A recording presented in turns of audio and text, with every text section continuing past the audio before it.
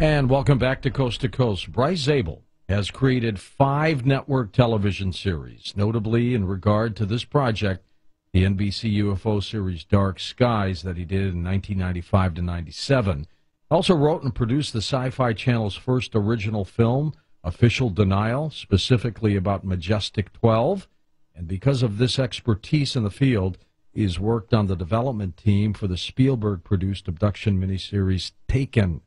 And currently, Bryce is co-authoring AD After Disclosure with UFO historian and coast-to-coast guest Richard Dolan, a former award-winning investigative reporter and on-air CNN correspondent. Bryce will write the screenplay for Magic Men, and here he is joining Stanton Friedman and Don Schmidt. Bryce, good to talk with you again. Hey, it's great to be with you, George, and it's just fantastic to be on Coast to Coast with 2 incredible researchers like Stanton Friedman and Donald Schmidt. They're great guys. Oh, super guys, and had a great time with you during our sci-fi taping that we did. That was so much fun.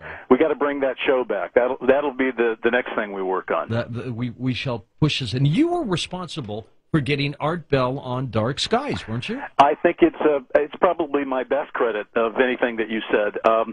We just I think I appeared on Coast to Coast a couple of times when Art was the host back when Dark Skies was on, and it just seemed like the perfect piece of casting to bring Art Bell on as a member of the Majestic 12 board. So we cast him as William S. Paley, who you probably remember CBS as the big CBS honcho. And it just seemed like a delicious irony. And Art came out to the set, and we had a great time. And it's just one of those things that will soon be seen again, by the way. I guess that's an interesting segue. They're going to finally, after some 15 years, release Dark Skies on DVD next January, and you'll be able to see Art Bell's incredible performance. That's super. What was it like working with him on set? Well, Art actually, he didn't say a lot. He, you guys were talking earlier about things moving at a glacial pace on a production set. And I think that he was watching that and thinking to himself, I'd rather get back and get on the radio. But he was great, and he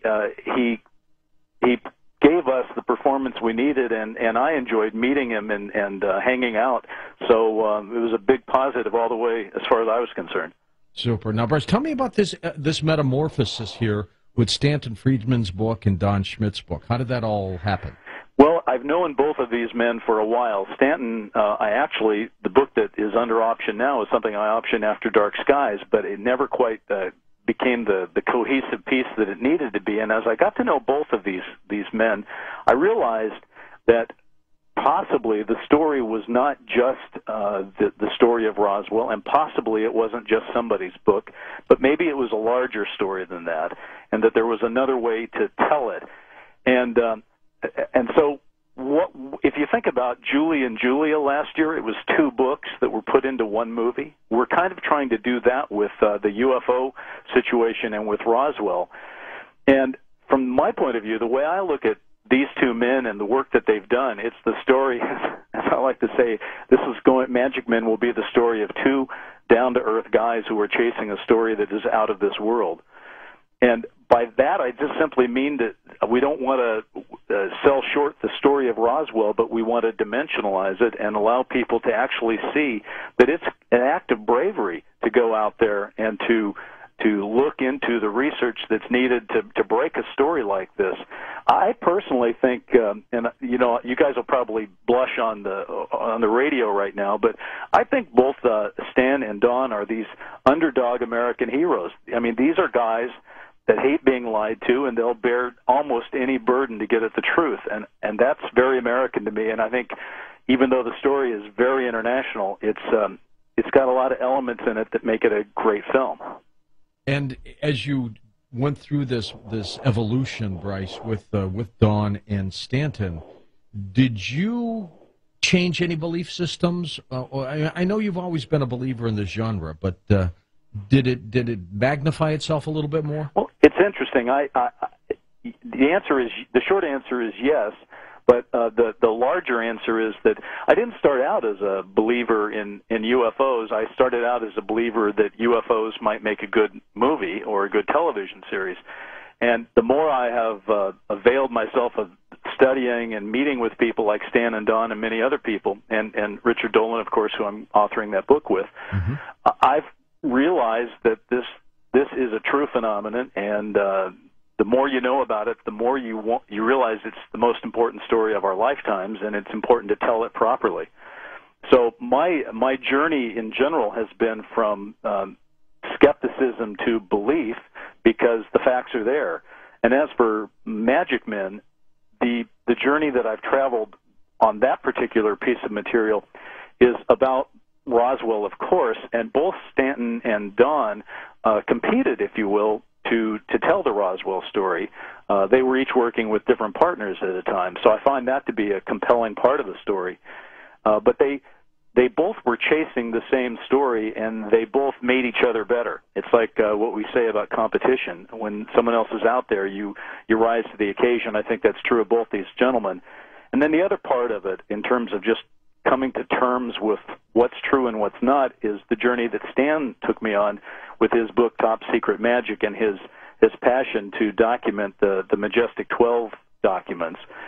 And let's face it, there aren't too many people out there that are as comfortable going into a government archive and spending the time and doing the detail work that's necessary to prove a document, a comma, a name, a rank, as Stanton Friedman, and he's done an incalculably good thing for the world by doing that.